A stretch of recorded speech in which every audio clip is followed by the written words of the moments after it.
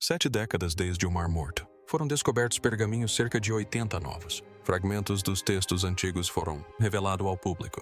Greater than. Arqueólogos em Israel fizeram o descoberta monumental durante uma missão, envolvendo a escalada de penhascos e vasculhando centenas de cavernas. Greater than. Encontraram os pergaminhos em 1947. Eles passaram os 70 anos seguintes discutindo sobre de onde eles vieram. E então um geneticista sentou-se para almoçar e acidentalmente destruiu tudo. Os estudiosos pensavam que sabiam, não com uma nova escavação, não com uma caverna recém-descoberta. Os manuscritos do Mar Morto são os mais antigos do Antigo Testamento. Então eles eram descobertos entre 1946 e 1957. Então, tem muita coisa acontecendo por lá, né? Então, e alguns deles, quero dizer, são tão fragmentários que você os observa. E é como confete o que foi um grande negócio. Não com uma teologia inovadora. Análise. Com poeira. Greater than. Microscópico invisível praticamente. Nada de poeira que estivesse sobre prateleira em uma caixa de armazenamento por décadas. E, dentro da poeira havia um segredo. Explosivo abalou toda a academia. Mundo até seus fundamentos. Mas aqui está a parte que ninguém está falando sobre. O segredo não estava apenas em quem escrevia os pergaminhos. Era sobre o quê? Os pergaminhos são de fato assim. O que eles representam? Fragmentos de um pergaminho bíblico, juntamente com outras relíquias, foram encontradas em cavernas no deserto de Israel. Partes dos manuscritos do Mar Morto são aqui no Museu da Bíblia de Washington, D.C., eliminando toda a obscuridade e abrindo para todos. Para ver.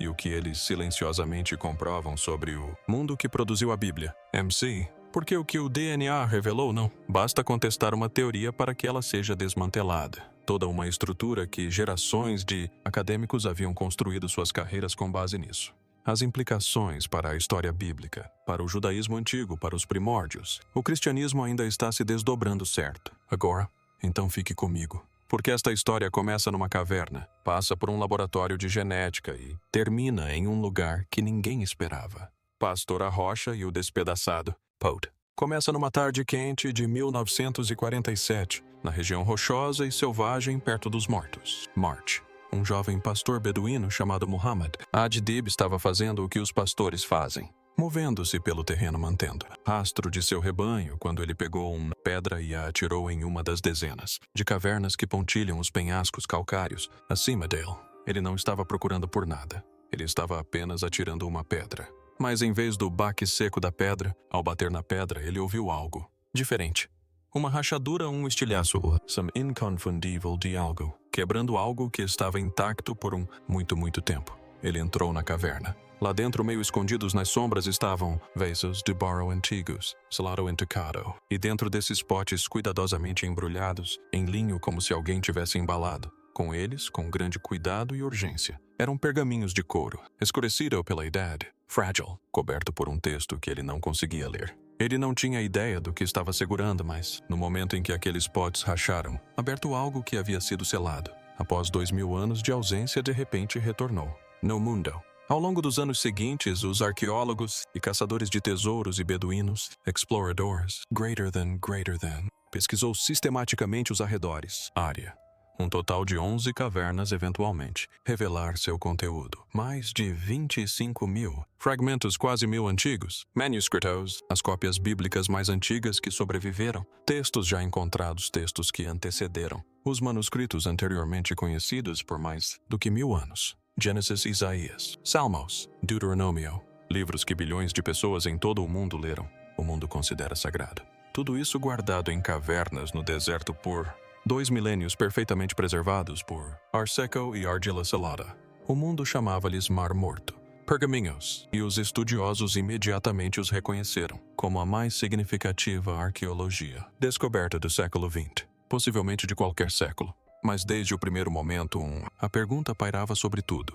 Quem os colocou lá? A teoria que convenceu o mundo. Durante quase 70 anos, os especialistas pensaram. Eles tinham a resposta. E você precisa entender, isso não foi uma conclusão preguiçosa. Este foi o produto de décadas de sério rigoroso, estudos reconhecidos internacionalmente, Pesquisadores de universidades e instituições religiosas em todo o mundo dedicaram suas carreiras a examinar cada detalhe desses manuscritos. Eles compararam estilos de caligrafia em milhares de fragmentos. Eles estudaram textura, cor e envelhecimento do pergaminho, padrões teológicos. Eles analisaram padrões teológicos, linguagem, sistemas calendáricos e estruturas literárias. Eles catalogaram a química da tinta. Eles fizeram uma comparação cruzada. Os textos com cada pedaço conhecido de literatura antiga da mesma época. E a resposta a que chegaram foi a resposta que entrou nos livros didáticos, documentários e exposições em museus. Em todo o mundo era isso. Os essênios eram uma seita judaica que escritores antigos como Flávio Joséfo e Plínio o Velho descreveu em detalhes vívidos, uma pessoa reservada e disciplinada. Comunidade religiosa que havia se retirado da sociedade judaica tradicional. Eles viviam no deserto. Eles seguiam uma pureza rigorosa. Códigos. Eles copiaram textos sagrados. Eles acreditavam o julgamento divino estava chegando e que o estabelecimento corrupto do templo em Jerusalém já havia sido condenada por Deus. E ali perto, a poucos passos de distância, nas cavernas ficavam as ruínas de Qumran. O site parecia quase ter sido projetado para confirmar a teoria. As escavações em Qumran revelaram o que parecia ser um scriptorium, uma sala projetada especificamente para cópias, manuscritos. Havia tinteiros, mesas de escrita compridas, um layout comunitário, consistente com as religiões organizadas. Vida. Os escritos sectários encontrados em as cavernas retratavam uma realidade ainda mais fascinante. Photo. A regra da comunidade descrevia um altamente grupo religioso organizado com suas próprias características, hierarquia, suas próprias leis, suas próprias rituais de iniciação. O pergaminho de guerra descrevia um apocalipse, batalha final entre os filhos da luz e os filhos das trevas. O pergaminho do templo reinventou o Templo de Jerusalém com impressionante especificações diferentes. Tudo apontava para uma única direção. Os essênios haviam se retirado para Qumran. Eles haviam copiado sua biblioteca sagrada lá. E em 68 d.C., enquanto as legiões romanas marchavam pela Judéia esmagando a revolta judaica, eles esconderam seus manuscritos nas cavernas ao redor e nunca mais voltaram. Caso encerrado. Esse era o consenso. Essa era a história que entrou nas salas de aula, nos documentários e nos periódicos acadêmicos. Por gerações, isso foi tratado não como uma teoria, mas como um fato comprovado. Havia apenas um problema. As evidências tinham enormes lacunas, e elas vinham se acumulando silenciosamente há anos. As falhas que ninguém queria ver. Deixe-me perguntar uma coisa. E se você fosse uma seita religiosa isolada e rigidamente disciplinada com crenças estritas sobre pureza teológica, uma comunidade que literalmente se afastou da sociedade convencional por discordar da interpretação das Escrituras, preservaria múltiplas versões contraditórias de seus textos mais sagrados. Você guardaria duas cópias diferentes do mesmo livro que discordassem entre si em aspectos fundamentais. É exatamente isso que os pergaminhos continham. E os estudiosos que perceberam isso já vinham levantando questões incômodas há anos, muito antes de alguém pensar em analisar o DNA. A variação textual dentro da coleção era impressionante. Diferentes manuscritos continham versões diferentes dos mesmos livros bíblicos. A caligrafia em toda a coleção refletia dezenas de escribas diferentes, não um único scriptorium organizado, mas muitas mãos diferentes, muitos estilos diferentes. Alguns pergaminhos foram preparados com primor, obra de escribas profissionais. Outros eram grosseiros e inconsistentes, sugerindo produção amadora. Então, a datação por radiocarbono tornou as coisas ainda mais complicadas. Testes realizados na década de 1990 produziram resultados que contradisseram discretamente a teoria dominante. Alguns dos pergaminhos pareciam ser mais antigos que o próprio assentamento de Qumran. A cronologia não batia. Mas o problema mais perturbador era o livro de Jeremias. Entre os manuscritos do Mar Morto havia duas versões dramaticamente diferentes de Jeremias. Não duas cópias ligeiramente diferentes do mesmo texto, mas duas versões fundamentalmente distintas. Uma era mais longa, assemelhando-se à Bíblia hebraica que existe hoje. A outra versão era significativamente mais curta, com trechos inteiros faltando e capítulos organizados em uma ordem completamente diferente. Por que uma seita isolada e teologicamente rígida preservaria duas versões concorrentes do mesmo livro sagrado? A teoria tradicional não tinha uma resposta satisfatória. Começaram a circular explicações alternativas. Talvez Qumran não tivesse sido um mosteiro. Talvez tivesse sido uma oficina de cerâmica, um posto militar ou uma rica casa de inverno. Talvez as cavernas fossem simplesmente locais de armazenamento onde as comunidades judaicas depositavam manuscritos desgastados, semelhante a uma genizá, a prática judaica de guardar respeitosamente textos sagrados que não podiam mais ser usados.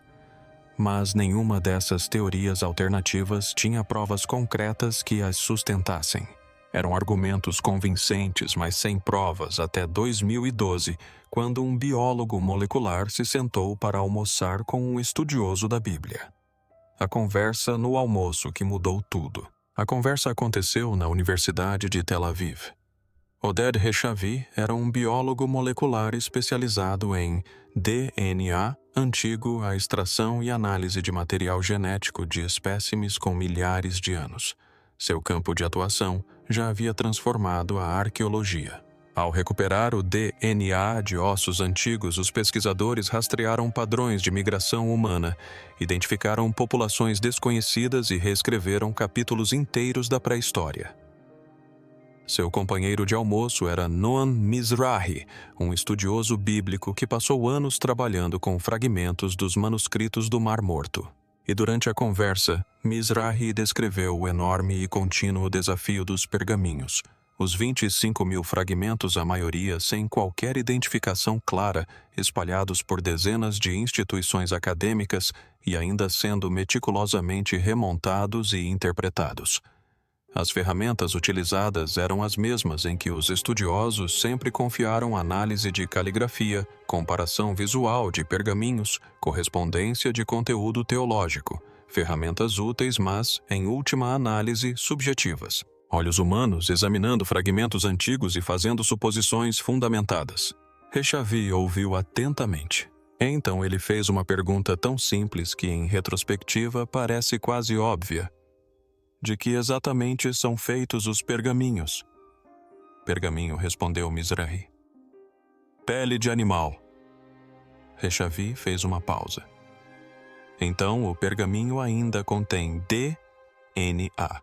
Essa simples constatação, o reconhecimento de que os manuscritos eram material biológico e não apenas artefatos históricos, abriu uma porta que ninguém no campo dos estudos sobre os manuscritos do Mar Morto jamais havia pensado em abrir.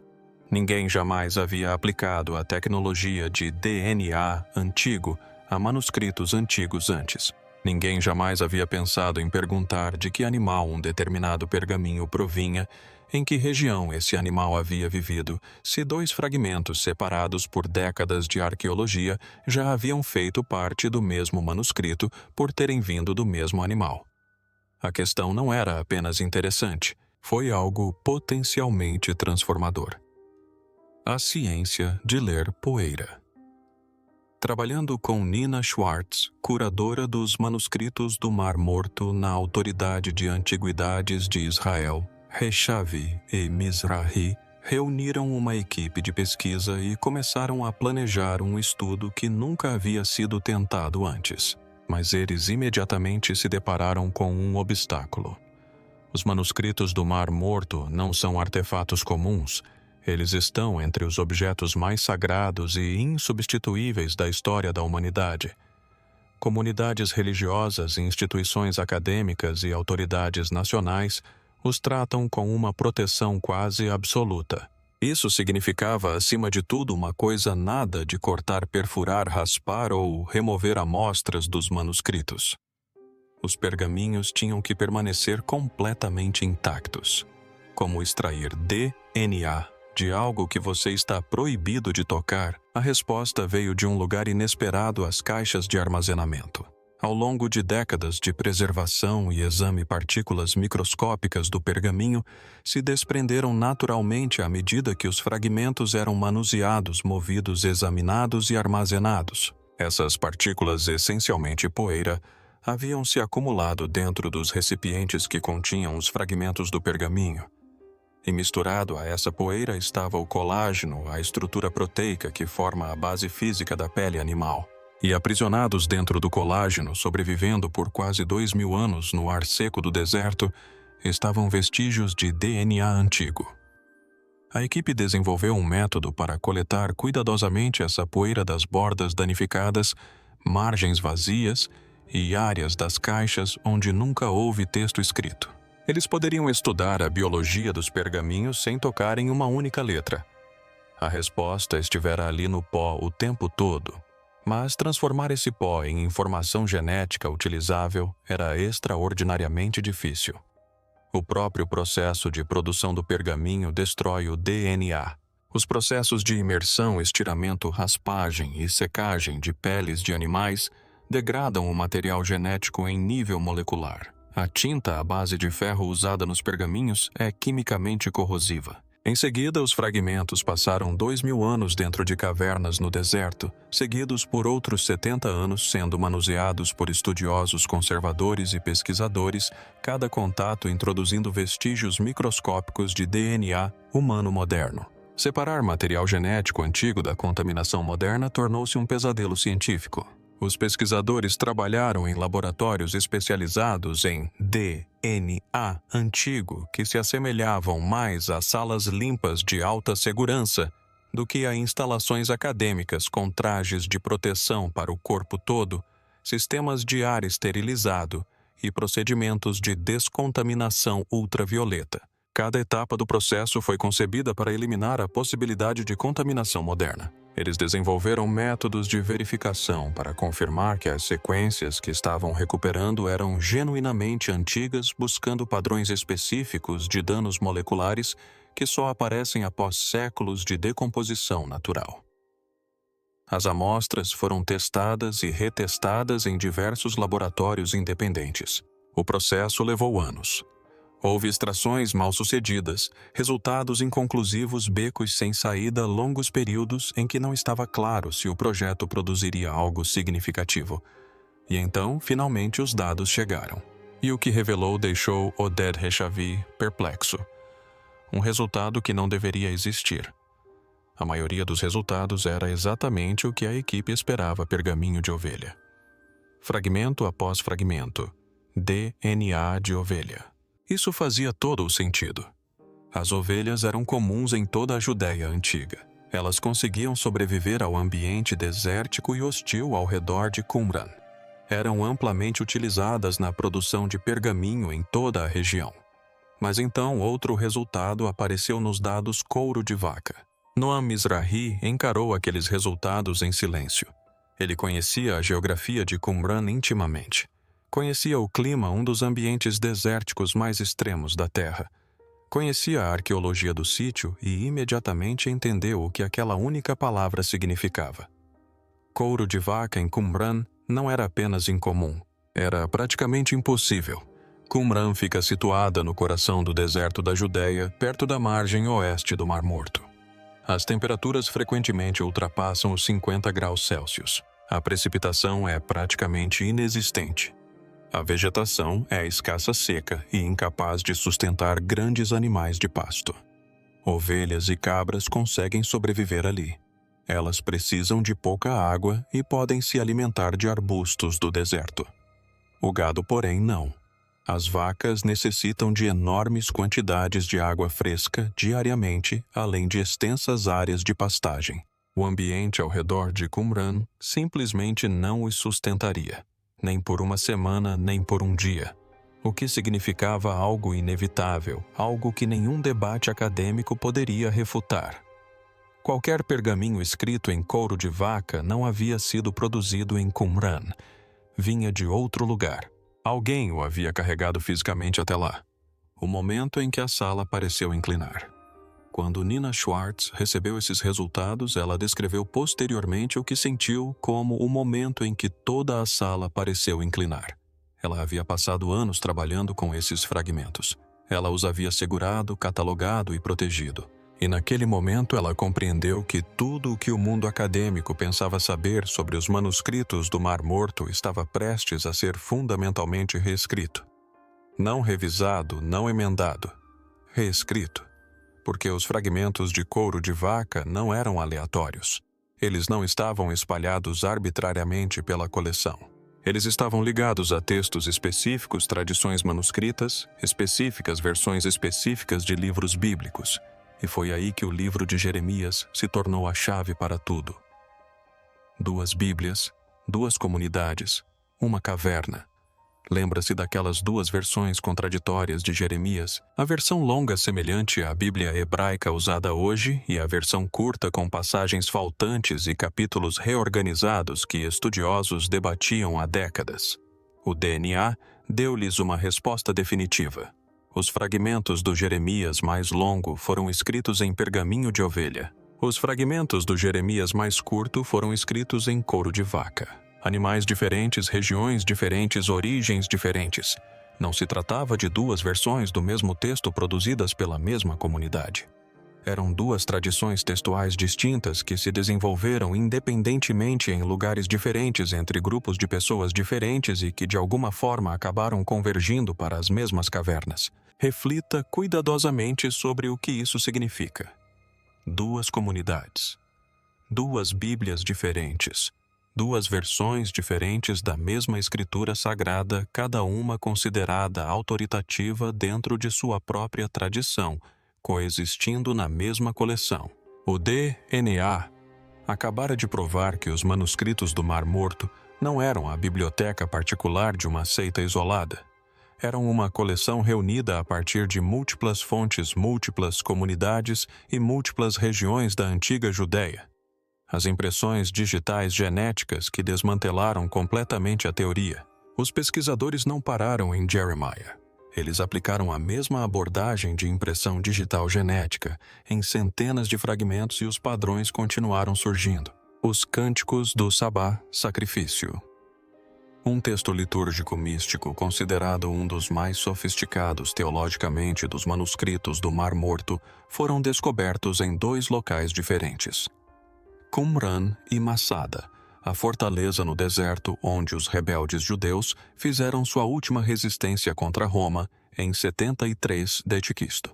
A análise de DNA mostrou que as cópias de Qumran provinham de animais completamente diferentes.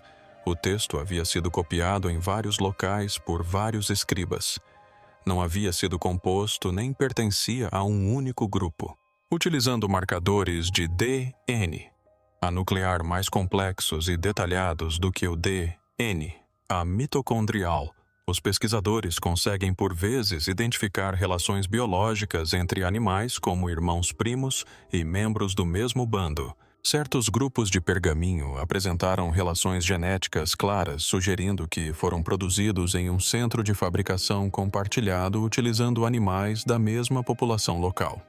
Esses grupos provavelmente se originaram em um único local, mas misturados a eles, havia fragmentos de pergaminho sem qualquer ancestralidade em comum. Animais diferentes, populações diferentes, regiões diferentes, nenhuma conexão genética. A coleção não havia sido criada por uma comunidade isolada. Ela havia sido reunida ao longo do tempo a partir de múltiplos locais, múltiplos grupos e possivelmente múltiplas gerações. Nesse ponto, a teoria da biblioteca essênia não apenas enfraqueceu, como desmoronou. Para que serviam realmente as cavernas, então o que eram realmente os manuscritos do Mar Morto? Eis para onde as evidências apontam, e é uma história muito mais extraordinária do que qualquer coisa que o antigo consenso jamais ofereceu. Na tradição religiosa judaica, textos que contêm o nome de Deus não podem ser destruídos. Quando um manuscrito sagrado se torna demasiado desgastado para ser utilizado, deve ser guardado respeitosamente num repositório designado chamado Genizá. As comunidades mantinham estes espaços de armazenamento sagrados por toda a Judéia antiga. As cavernas de Qumran podem ter funcionado exatamente como isso, uma Genizá em grande escala, um repositório sagrado, onde comunidades judaicas de toda a região depositavam textos que não podiam mais usar, mas que não conseguiam destruir. E agora considere o momento histórico. Jerusalém ficava a apenas 32 quilômetros de Qumran. Entre 68 e 70 d.C., as legiões romanas destruíram sistematicamente o mundo judaico. Incendiaram o Segundo Templo, o centro da vida religiosa judaica. Criaram comunidades, mataram ou escravizaram vastas porções da população. Toda a civilização estava sendo desmantelada. Naquele momento catastrófico, famílias fugiram. Comunidades religiosas se dispersaram. E enquanto corriam, carregavam consigo as coisas mais preciosas que possuíam seus escritos sagrados. É possível que comunidades de toda a Judéia tenham afluído ao deserto trazendo manuscritos de sinagogas de coleções particulares e de escritoria regionais. Adicionando seus textos a um repositório que já vinha acumulando pergaminhos há gerações. Não estavam escondendo uma biblioteca sectária. Eles estavam tentando salvar a memória escrita de toda uma civilização. Os fragmentos de couro de vaca comprovavam isso. Aqueles pergaminhos tinham viajado de regiões mais úmidas e verdes da Judéia, lugares onde o gado de fato conseguia sobreviver até o deserto. Alguém os havia carregado deliberadamente com urgência. Não se tratava de um culto isolado, afastado do mundo. Era uma rede interconectada de comunidades unidas por escrituras, tradições e, no fim, por uma catástrofe compartilhada. O que isso significa para a própria Bíblia? As implicações para a nossa compreensão da própria Bíblia são impressionantes. O que as evidências de DNA provaram física e cientificamente foi algo que os estudiosos textuais há muito suspeitavam, mas nunca conseguiram demonstrar definitivamente. Não existia uma versão única, unificada e universalmente aceita da Bíblia no século I depois de Cristo. Diferentes comunidades em toda a Judéia preservavam versões diferentes dos mesmos livros sagrados. Diferentes versões do Gênesis, diferentes versões dos Salmos, versões dramaticamente diferentes de Jeremias. Cada comunidade considerava sua própria tradição textual como autoridade. Cada versão era sagrada dentro de seu próprio contexto. E eis o que isso significa na prática. Porque os números por si só não captam a importância disso. Quando os estudiosos compararam duas versões de Jeremias, não estavam analisando pequenas variações ortográficas ou diferenças superficiais na fraseologia. Estavam examinando textos que divergiam em cerca de 15% do seu tamanho total. Passagens inteiras presentes em uma versão simplesmente não existiam na outra. A ordem dos capítulos foi reorganizada. As ênfases teológicas mudaram. Um livro que milhões de pessoas ao longo dos séculos consideraram a palavra fixa e imutável de Deus, existiu no século I em pelo menos duas formas substancialmente diferentes, e ambos eram considerados sagrados pelas comunidades que os preservavam. E isso deveria nos fazer refletir. Porque o que isso nos mostra é que as pessoas que viviam na Judéia na época de Jesus não experimentavam as Escrituras da mesma forma que a maioria dos leitores modernos. Eles não possuíam um texto único e padronizado para medir sua fé. Viviam em um mundo onde as Escrituras ainda estavam sendo moldadas, copiadas, debatidas, revisadas e interpretadas. Onde diferentes comunidades podiam ler o mesmo profeta e encontrar palavras genuinamente diferentes. Essa não era uma disputa teológica marginal que ocorria à margem da sociedade judaica. Era o centro, a corrente principal. As grandes escolas rabínicas discordavam. As famílias sacerdotais discordavam.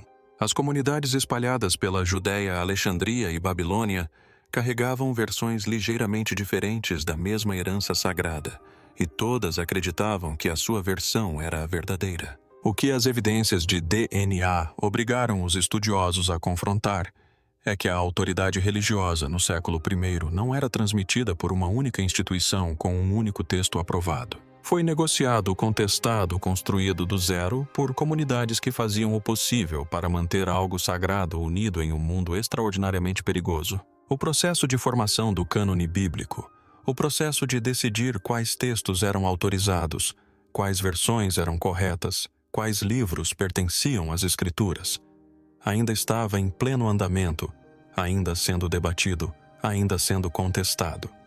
E esse processo estava acontecendo exatamente no mundo que produziu Jesus de Nazaré. O ambiente religioso em que Jesus ensinou em que seus primeiros seguidores se reuniram, em que foram escritos os documentos que eventualmente se tornariam o Novo Testamento. Aquele ambiente não era estável nem unificado. Era repleto de interpretações concorrentes, expectativas rivais e transformações teológicas em constante evolução.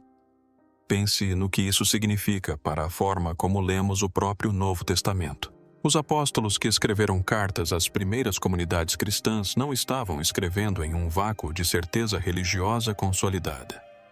Eles estavam escrevendo em um mundo já fervilhando de debates teológicos.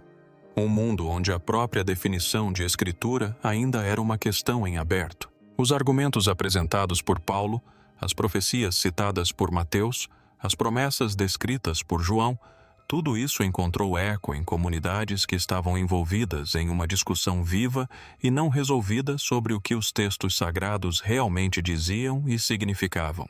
Os manuscritos do Mar Morto não representavam apenas um lado desse debate. Eles capturavam toda a conversa. E uma simples pergunta feita durante um almoço, do que exatamente são feitos esses objetos, havia revelado tudo. As perguntas que ainda estão sendo feitas. Quando o estudo de DNA foi finalmente publicado em 2020, ele não apenas encerrou antigas discussões, como também abriu novas. Pela primeira vez na história dos estudos sobre os manuscritos do Mar Morto, os pesquisadores tinham ferramentas capazes de responder a perguntas que antes pareciam irresponsáveis. Podemos identificar centros de produção específicos, locais específicos na Judéia Antiga, onde os pergaminhos eram fabricados. Podemos mapear a rede de comunidades de escribas, judeus espalhadas pela região. Podemos rastrear fragmento por fragmento como diferentes tradições textuais viajaram entre comunidades ao longo de gerações. A resposta para todas essas perguntas agora é talvez.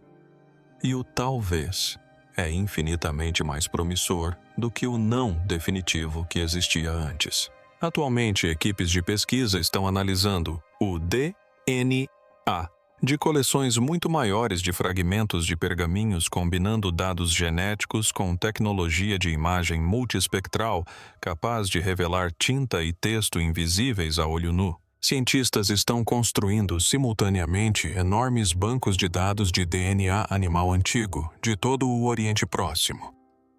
Perfis genéticos regionais que com o tempo permitirão aos pesquisadores analisar um único pedaço de pergaminho e determinar com precisão crescente de qual parte do mundo antigo ele provém. Pense no que isso significa. Um dia um pesquisador poderá examinar um único fragmento dos manuscritos do Mar Morto. Um fragmento sem título, sem origem clara, sem qualquer ligação visível com outra peça e determinar qual comunidade o produziu, qual região, possivelmente até mesmo qual geração. Os pergaminhos ainda não terminaram de falar. De muitas maneiras, eles apenas começaram. A poeira que reescreveu a história. Há algo que merece ser dito sobre o que torna essa história tão notável. E não tem nada a ver com arqueologia ou genética.